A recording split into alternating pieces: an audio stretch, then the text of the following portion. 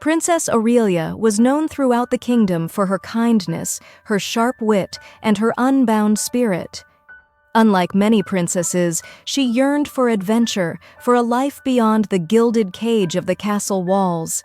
She devoured books of daring quests and dreamed of dragons and daring rescues.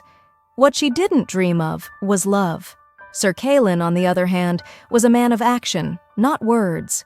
He was steadfast and brave, a knight renowned for his unwavering loyalty and his skill with a sword. He had grown up in the service of the crown, and his duty was paramount. He had no time for romance, or so he thought. Their paths crossed during a brutal attack on a neighboring village.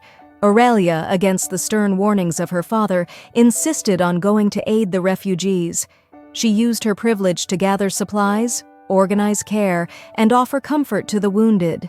It was there, amidst the chaos and suffering, that she first truly saw Calin, not just as a knight in shining armor, but as a man with a deep well of compassion hidden beneath his stoic exterior. He worked tirelessly, his face grim with determination, tending to the injured and protecting the vulnerable. Aurelia, unused to being intimidated, approached him.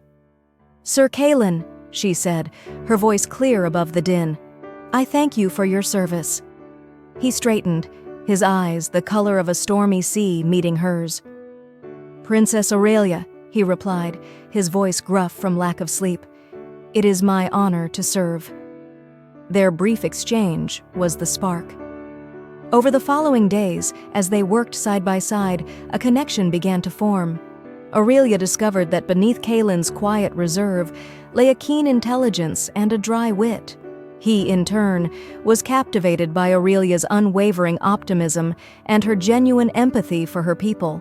He was accustomed to seeing princesses adorned in finery, but he saw her covered in dust and sweat, working harder than anyone, and his respect for her deepened into something more. He found himself drawn to her laughter, the way her brow furrowed in concentration, the way she could soothe a crying child with a single touch. He'd catch himself watching her, forgetting his duties for a moment, lost in the warmth of her presence. She, too, found herself captivated. He was everything she admired, strong, loyal, and selfless. But he was also surprisingly gentle, a protector not just of the realm, but of her spirit. She found herself seeking his advice, valuing his opinion more than anyone else's. He was her anchor in the storm of the village's suffering. One evening, as the sun dipped below the horizon, painting the sky in hues of orange and purple, they sat in silence, watching the refugees settle down for the night. "Thank you, Calin," Aurelia said softly, "for everything." He turned to face her, his eyes filled with a tenderness he hadn't known he possessed. "It is my duty, Princess." "It's more than that," she replied, her gaze unwavering. "I see it in your eyes." He hesitated, knowing that what he felt was forbidden. He was a knight, sworn to protect her, not to. She was a princess, destined for a political marriage, not for a knight with calloused hands and a simple life. Yet he could no longer deny the truth. "Aurelia," he breathed, using her name for the first time. She reached out, tentatively touching his hand. He looked down at her hand, so small and delicate against his own rough one. He knew the risks, the consequences. But in that moment, he took a deep breath, and the words finally came. "I love you, Aurelia." The air crackled with unspoken emotions. Aurelia's eyes filled with tears, tears of joy and fear and hope. In that moment, their love was a fragile thing, a secret whispered in the twilight.